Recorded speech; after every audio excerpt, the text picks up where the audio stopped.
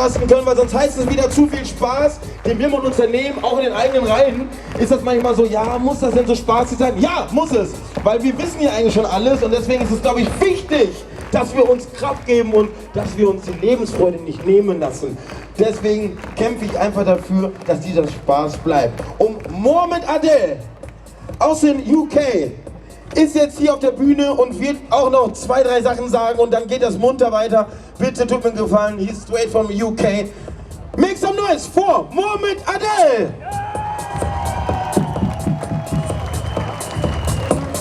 Welcome, my friend. Thank you very much.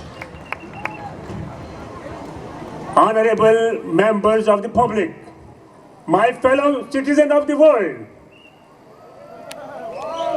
distinguished guests, scientists, professionals, ladies and gentlemen, good evening. First of all, I would like to take the privilege to introduce myself. My name is Dr. Mohamed Adel. I am consultant surgeon and fellow of the Royal College of Surgeons of the United Kingdom.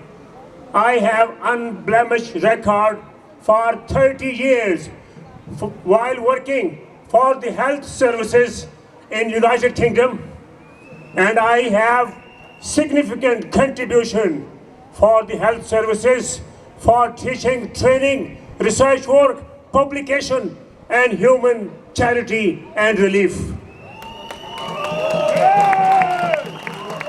It's an honor and privilege to welcome you all at this glorious rally of the Berlin Great Germany.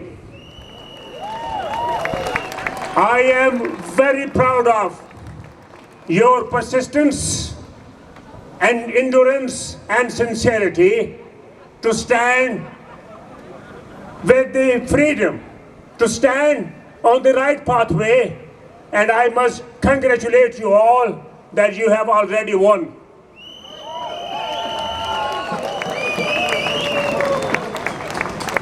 Lockdown has threatened millions of lives across the globe with devastating effects on the economy, on the health, on education, on industry, employment, agriculture, you name anything which has not been affected. And that has brought a lot of grief, difficult time, depression, isolation, and unemployment. Many people have lost their jobs. Small to medium and large industries have been collapsed. Many small countries have merged into the other countries, and most of the small countries have disappeared, and many countries have already under the debts of the IMF and the World Bank. This is all the facts we are seeing. Like in Germany, we experienced the total lockdown on 23rd of March 2020 after the recommendation of the Mickey Mouse model introduced by Imperial College of London. According to the scientific advisory group of emergency scientists, they advised that due to coronavirus, 8 million people would be infected and would be admitted in the UK hospitals, and 500,000 people will die. That was a Mickey Mouse model, isn't it? But we have not experienced such a devastating effect in our health system. I have been part of health system for the last 30 years, and I was practicing medicine in one of the teaching hospitals with tertiary care. As a result of Imperial College recommendations, the entire health services in the United Kingdom was seized off. 78,000 people were transferred, especially the elderly, from the hospital into the nursing home with inadequate health facilities. And unfortunately, most of the elderly patients died because of isolation, depression, away from their families, dehydration, and lack of medical facilities. They did not die due to coronavirus, but they died because of the lack of the medical facilities. What happened to the hospital? All the hospital elective planned operations and the clinics were all seized off. All the investigations and the treatment for the cancer patient was abandoned. In January 2020, the waiting list was 2.7 million people in the United Kingdom who were waiting for their consultation, investigations and treatment. Unfortunately, within 2 months, that figure went to 5.5 million, but now, according to the NHS figures, the waiting list is 6.5 million people waiting for their investigations and treatment. Who is responsible for that? Whom we have to blame? It's not you who is responsible. It's the government poor policies. And whether you call it as a neglect, as incapabilities, or the poor management, this is what has happened. And unfortunately, we are still not sure what's going to happen in future. And still, we are in a very gloomy situation. We have been threatened by a virus, which is invisible. Are we not here to protest against the mismanagement? We're not frightened from the virus. We're not observing the face masks. We're not observing the social distancing, but we are still alive. Ladies and gentlemen, there has to be a clear distinction between the infections and the disease. Infection means the presence of the microorganism or the pathogen within the body.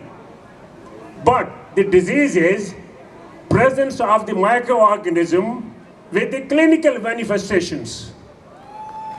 Unfortunately, all the people who developed the symptom of cough, sneezing and fever, they were labeled as the patient of the coronavirus with possible quarantine and lockdown in house and house arrests. And that is not the fair deal with the public, and we have paralyzed the entire working community at homes.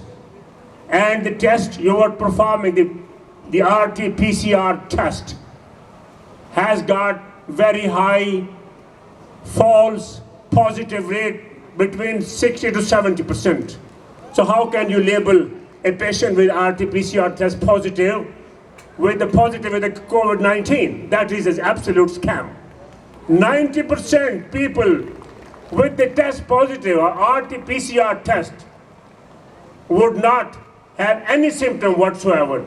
Only 5% patient would develop the symptoms of the coronavirus, which is not more than a flu virus, which results into coughing, sneezing, which we all have been experienced from time to time.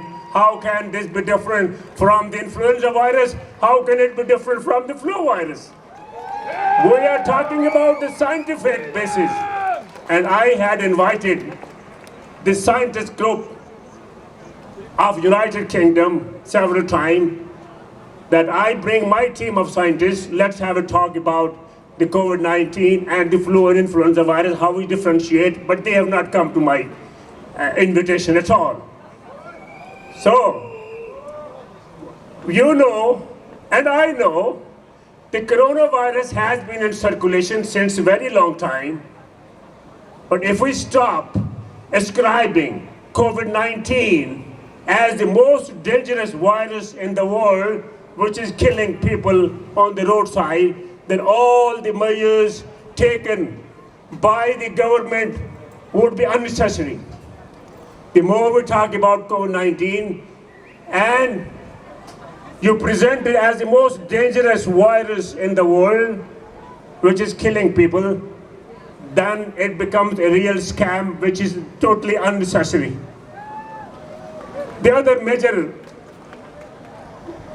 The other major defects which we have observed as a scientist is that there has been a false representation of the death rate tool by the COVID-19.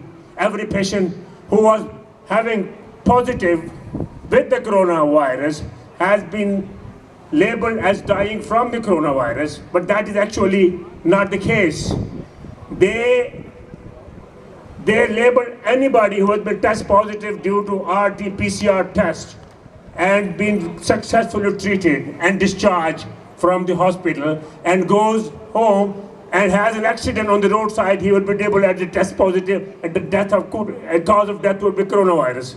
And somebody goes and dies due to any other medical problem, heart attacks, or any other chest infection, they'll be labeled as a death because of the COVID-19. Rather than labeling A, the cause of the death, B, the causative agent, C, the sequence of the disease, and D, the other causes of the death, which could be heart problem, COPD, diabetes, hypertension, and all that. Ladies and gentlemen, recently, the government of United Kingdom have introduced the consultation to the public of UK for the proposed changes in the Human Medicine Regulation Act 2012, which means that government of United Kingdom would have unlicensed vaccination into the public. They will be able to promote the vaccine and to make a wholesale depot for the vaccination for the COVID-19 and the flu virus, and would not have any liability for any damages or any complications to the public. How can you do that? And also, the pharmaceutical companies would also have the immunity against any possible complication related with the vaccine. How is it possible? We are living in the civilized world. We are educated people. We know that what's going on. You can't fool people all the time. What Abraham Lincoln said once, I will like to refer his quote. He said, you can fool all the people at some time. You can also fool some people all of the time, but you cannot fool all the people all the time.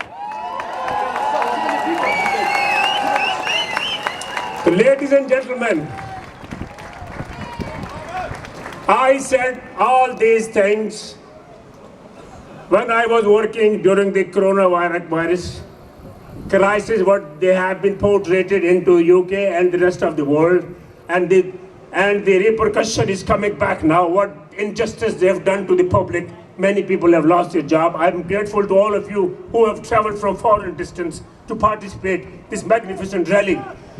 And I would like to say, when I said that, I was picked up by my regulator, by my General Medical Council, and they, can you imagine, in a military style court-martial, they suspended my license to practice for 12 months because I said exactly the same thing what I'm saying today to the public, and I went on the social media, and I had not a single complaint from my patient, and I had unblemished record. I'm a researcher, I'm a scientist, I'm a doctor, I'm a clinician, and I had wonderful career. What an injustice that anybody who speaks has been slaughtered. But I damn care. I am with the public, I am with you. I have traveled all the way from UK with my team of highly qualified professionals. They are going to speak to you. And I stand with the public. I never discriminate anybody on the basis of the color, race, language, and religion. I am with you, and my message to you is, we all live for honor, we all live for our prestige, we live with honesty, and I would like to say at the end to all of you that our greatest glory is not in never falling. Our greatest glory is not in never falling, but in rising every time we fall. Thank you very much for listening to all of me. I'm most grateful to you. Thank you. Thank you. Dankeschön, bitte.